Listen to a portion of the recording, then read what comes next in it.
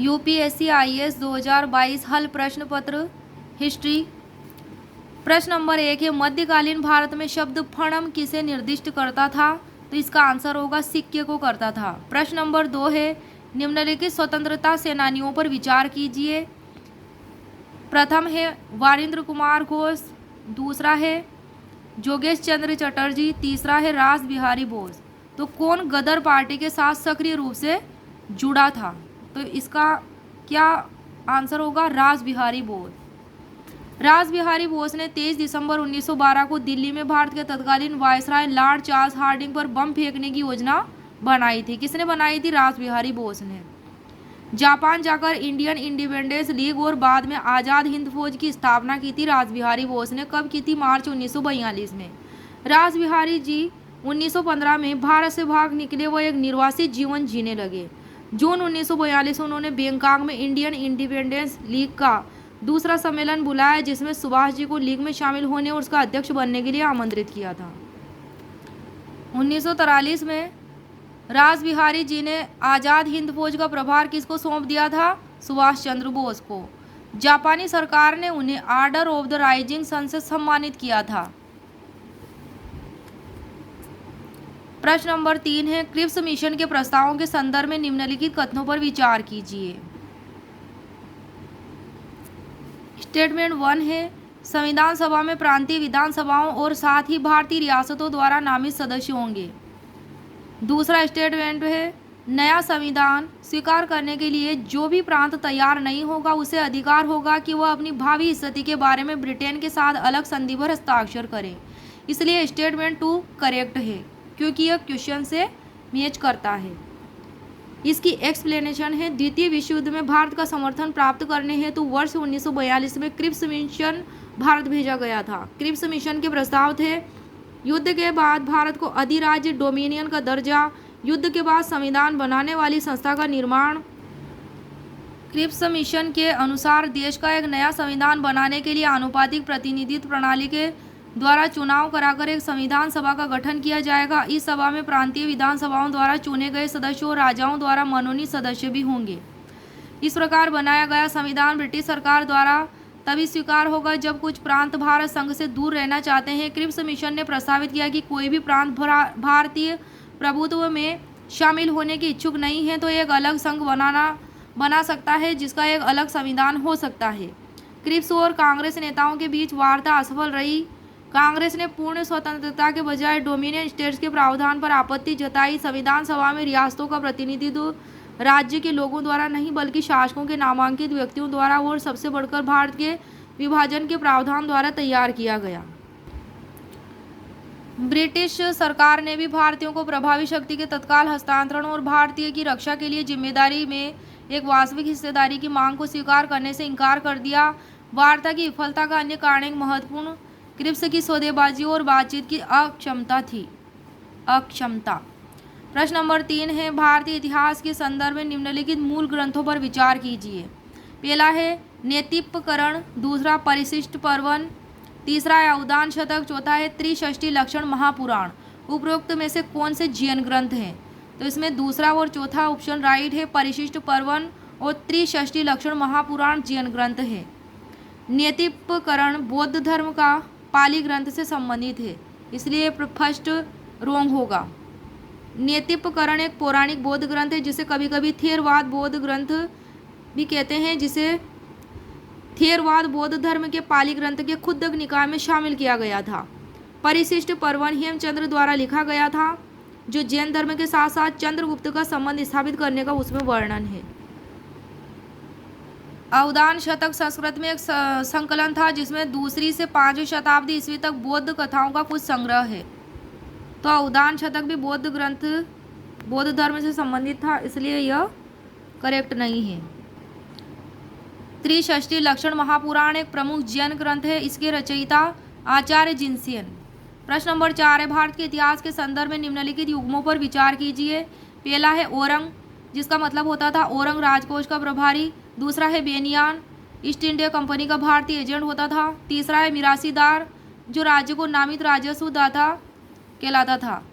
तो इसमें कौन सा सही सुमेलित है देखना है हमें। तो इसमें दूसरा और तीसरा सही सुमेलित है। बेनियान ईस्ट इंडिया कंपनी का भारतीय एजेंट हुआ करता था और मिरासीदार राज्य को नामित राजस्व दाता हुआ करता था। व्याख्या है, ओरंग एक फारसी शब्द था जिसे गोदाम के रूप में जाना जाता था, और यहाँ क्या दिया है, ओरंग राजकोष का प्रभारी था, जो रोंग हो जाएगा। ये एक ऐसी जगह होती थी ओरंग जहाँ सामान को बेचे जाने से पहले एकत्र किया जाता था। बेनियान शब्द का अर्थ व्यापारी होता था। यह शब्द व्यक्तिगत पश्चिमी व्यापारी या फर्म द्वारा ब्रोकर, दुभाषा और एजेंट के लिए प्रयुक्त होते थे। शब्द रैयतवाड़ी व्यवस्था के तहत सरकार ने मिरासीदारों को भूमि के एकमात्र मालिक के रूप में मान्यता दी थी। प्रश्न नंबर 5 है, भारतीय इतिहास के संदर्भ में निम्नलिखित युग्मों पर विचार कीजिए। ऐतिहासिक व्यक्ति और वे किस रूप में जाने गए। पहला है आर्यदेव, जो जैन विद्वान, ये रोंग है। दूसरा है दिंगनाग, ये बौद्ध विद्वान, ये सही है। तीसरा है नाथ मुनि, ये वैष्णव विद्वान, ये सही है। तो इसमें केवल 2 ही युग्म सही सुमेलित है इस क्वेश्चन में। व्याख्या है, आर्यदेव एक महान बौद्ध भिक्षु थे। कौन थे आर्यदेव? एक महान बौद्ध भिक्षु थे, नागार्जुन के शिष्य थे और एक दार्शनिक थे आर्यदेव। दिंगनाग भारतीय बौद्ध विद्वान थे जिन्होंने भारत में निगमनात्मक तर्क के विकास की नींव रखी और बौद्ध तर्क और ज्ञान मीमांसा की पहली प्रणाली का निर्माण किया था। तो इसमें आर्यदेव क्या थे? आर्यदेव महायान बौद्ध विद्वान थे, इसलिए रॉन्ग हो जाएगा क्योंकि यहाँ जैन विद्वान इन्हें बताया गया है। नाथ मुनि, इसका नाम श्री रंगनाथ मुनि के नाम से भी ये जाने जाते थे। नलयीर दिव्य प्रबंधनम का संग्रह और संकलन इन्होंने किया है। प्रश्न नंबर 6 है, भारतीय इतिहास के संदर्भ में निम्नलिखित कथनों पर विचार कीजिए। पहला कथन है, भारत पर पहला मंगोल आक्रमण जलालुद्दीन खिलजी के राज्यकाल में हुआ था। दूसरा है, अलाउद्दीन खिलजी के राज्यकाल में एक मंगोल आक्रमण दिल्ली तक आ पहुंचा था और उस शहर पर घेरा डाल दिया था। तीसरा स्टेटमेंट है, मोहम्मद बिन तुगलक मंगोलों से अपने राज्य के कुछ उत्तर पश्चिमी भाग अस्थायी रूप से हार गया था। तो इसमें दूसरा जो है स्टेटमेंट यही सही है। अलाउद्दीन खिलजी के राज्यकाल में एक मंगोल आक्रमण दिल्ली तक आ पहुंचा था और उस शहर पर घेरा डाल दिया था, यह सही है। बाकी गलत है क्योंकि जलालुद्दीन खिलजी का शासनकाल 1290 से 1296 तक था, इसलिए इसकी व्याख्या हम देख लेते हैं। 1221 में मंगोल आक्रमण चंगेज खां के नेतृत्व में हुआ था और इल्तुतमिश के काल में हुआ था। सिंधु के तट पर तक वह आया था और तेमुजिन चंगेज खां के नाम से लोकप्रिय था। तो भारत पर मंगोलों के आक्रमण इल्तुतमिश के टाइम पे होने शुरू हो गए थे। तो इल्तुतमिश का शासनकाल जलालुद्दीन खिलजी से पहले का है। सन 1329 में तरमाशिरिन खान दिल्ली के बाहरी इलाके तक पहुंचने में सक्षम था, लेकिन मोहम्मद बिन तुगलक से वह हार गया था, इसलिए ये स्टेटमेंट 3 है, ये रॉन्ग हो जाएगा क्योंकि इसमें मोहम्मद बिन तुगलक को मंगोलों से हारने का बताया गया जबकि वह जीत गया था। प्रश्न नंबर 8 है, भारतीय इतिहास के संदर्भ में निम्नलिखित कथनों पर विचार कीजिए। पहला स्टेटमेंट है, डच लोगों ने पूर्वी तटीय क्षेत्रों में गजपति शासकों द्वारा प्रदान की गई जमीनों पर अपनी फैक्ट्रियां गोदाम स्थापित किए। दूसरा स्टेटमेंट है, अल्फोंसो डी अल्बुकर्क ने बीजापुर सल्तनत से गोवा को छीन लिया था। तीसरा स्टेटमेंट है, अंग्रेजी ईस्ट इंडिया कंपनी ने मद्रास में विजयनगर साम्राज्य के एक प्रतिनिधि से पट्टे पर ली गई जमीन के एक प्लॉट पर फैक्ट्री स्थापित की थी, इसलिए दूसरा और तीसरा स्टेटमेंट सही है। अल्फोंसो डी अल्बुकर्क ने बीजापुर सल्तनत से गोवा को छीन लिया था, बिल्कुल सही है। और तीसरा अंग्रेजी ईस्ट इंडिया कंपनी ने मद्रास में विजयनगर साम्राज्य के एक प्रतिनिधि से पट्टे पर ली गई जमीन में एक प्लॉट पर फैक्ट्री स्थापित की, सही है। व्याख्या है, मार्च 1602 में डच संसद के एक चार्टर द्वारा डच ईस्ट इंडिया कंपनी की स्थापना युद्ध करने, संधियां तय करने, क्षेत्रों का अधिग्रहण करने और किले बनाने के लिए की गई थी। डचों का मुख्य उद्देश्य था भारत और दक्षिणी पूर्व एशिया से पुर्तगाली और ब्रिटिश व्यापारिक शक्तियों को समाप्त करना। डच ईस्ट इंडिया कंपनी ने 1605 ईस्वी में पुलिकट में, 1610 ईस्वी में सूरत में, 1616 ईस्वी में भीमलीपट्टनम, 1641 में कराईकल, 1645 ईस्वी में और मसूलीपट्टनम में भारत में कारखानों की स्थापना की थी। 1605 में तो कहाँ की थी? पुलिकट में। 1610 में सूरत में, 1616 भीमलीपट्टनम में, कराईकल और मसूलीपट्टनम में कारखानों की स्थापना की थी।